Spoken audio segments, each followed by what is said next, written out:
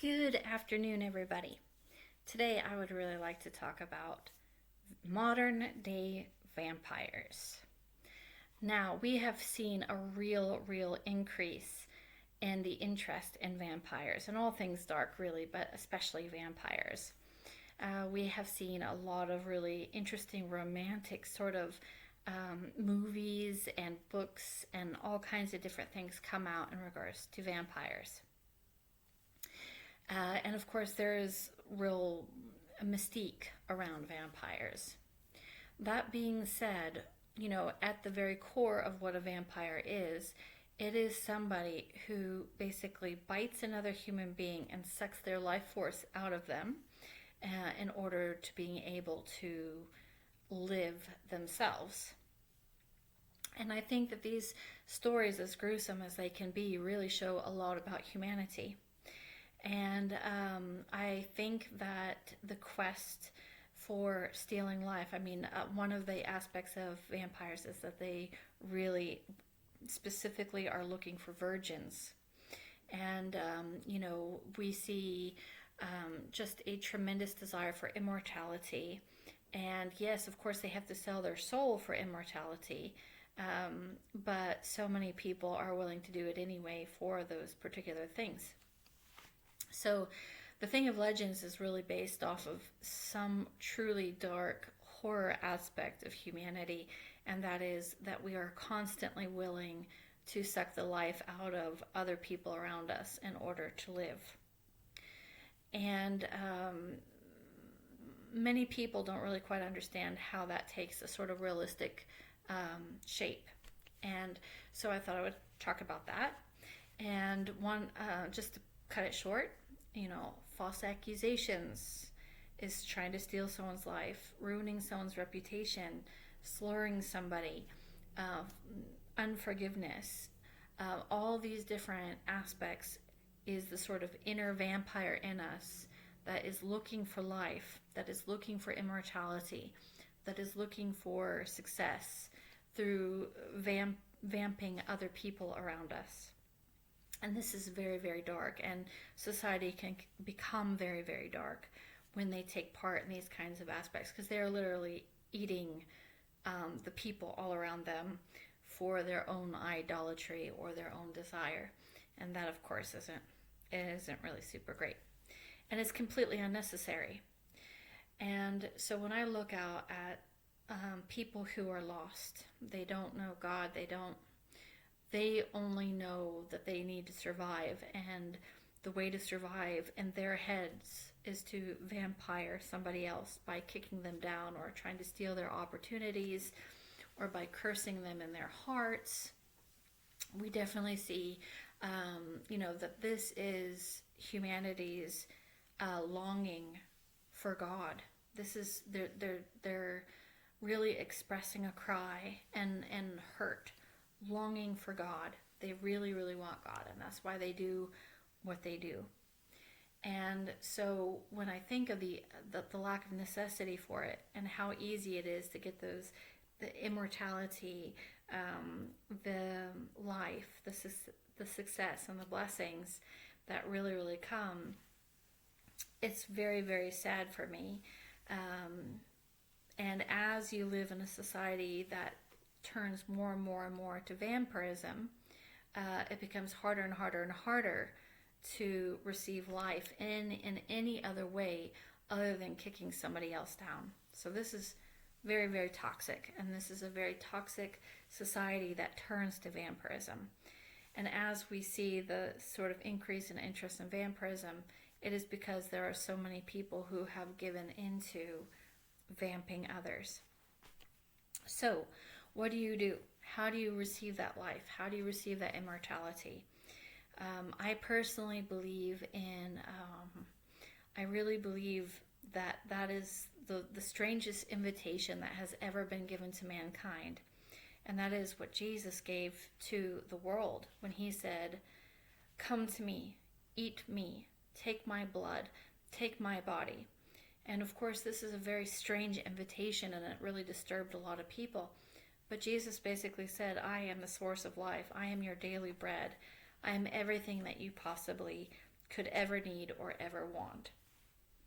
And when we live in a society where people have turned to vampirism, even if you go to Jesus for your daily bread, it is not easy to really be able to receive those blessings as manifested as what we could possibly wish or desire. We might get fulfilled for that particular day or that minute or that hour, but as soon as we're around other people who are kicking each other down and trying to take each other out, that daily bread can run out. So it really takes a tremendous amount of endurance to push through a society that is bent on vampirism and is bent on basically trying to survive or get their life through illegitimate means. So because of that, I thought that I would really share about what it is that I personally do and how I get my daily bread. Now, that doesn't mean that as soon as I ask for something, I receive it. That comes from surrender with God.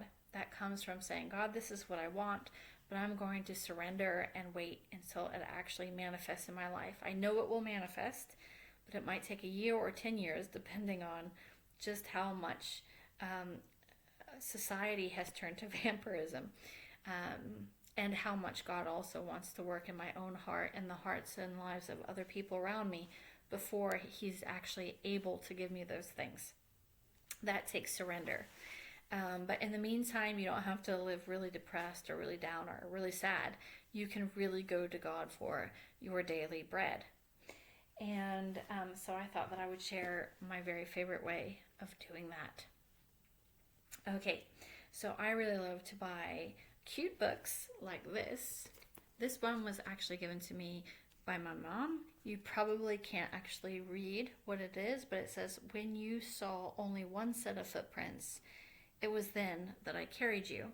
So it was a set that my mom gave to me from the sort of special poem called Footprints that many people know and understand. And it was just a bunch of really blank papers that I have really filled out. And so I would probably have a billion of these things if it weren't for the fact that I move around a lot. So I can't actually carry a billion with me. So I try to keep it down to 2 right now, and I just kind of reread them. But what I do is, as I go through my life, if there is something that I'm particularly worried about or particularly anxious about, I go to BibleGateway.com and I look for all the Bible verses that sort of pertain to that issue that I'm struggling with. Maybe I'm anxious, so I look up all the Bible verses about peace, and then I write them down. And maybe there's 2 that really strike me as important, and maybe there's 10, in which case I just write the 2 or the 10. And then if I read some very aspiring Christian book that comes up with a wonderful poem or prayer or just a quote, I write that down as well. And then perhaps what I do is throughout the day, I will just read out those particular Bible verses, or I will, if there's a prayer that I, really, really love, then maybe I'll just read it through it. And then if, there's certain things that you can do that can help in certain ways. If you have an already produced prayer that you don't really have to think about, that is poetic, this is very calming and relaxing for your mind. You don't have to put a lot of thought into it. You don't have to put a lot of energy into it. You just kind of say it out loud, and it really, really, really, it does something wonderful for you. Even if you choose to read the Bible verses out loud about peace, for example, if you just kind of say it out loud, like, just hopefully nobody else is around or thinks you're crazy or something like that, but it really, really helps calm your mind down. And then, of course, there's regular Bible reading where you just read through the Bible. And I think that that's very, very important. The very specific Bible verses help you to really, really get your faith up in those particular areas. So that's really wonderful. And then there's also praying for yourself, saying, God, I really want that promotion at work. I'm not going to kick anyone else down for it. I'm just going to trust you for it. And if you don't give it to me, it wasn't mine to have, or it's not the right time. If you want money, you ask God, hey, please, can you come with that money? And then you wait and you surrender to God when his timing is, but you keep on praying for it. I mean, you don't stop. You can also pray for blessings. You can pray for your health. You can pray for favor and opportunity and good times and good experiences with people and things that all people are really wanting. That's life, and it really, really gives you life. And so as you pray for this, it just really, really inspires and it encourages and it does wonderful things. And then the other thing is intercession. Intercession really, really, really, it is wonderful. I mean, it really is terrific. Sometimes it can be hard because as we intercede for other people, sometimes they're not always the nicest people. But if you have endurance and you keep on going, you can see real blessing come to them and real change in their lives and in their hearts. So usually what I do is if I see a person who is particularly promising, I see that they're really helping other people. They're trying to basically live for God and what's right and what's good. I put them down on my prayer list, which of course I can keep in my book as well, but it depends because usually I can keep in mind who it is that I'm praying for.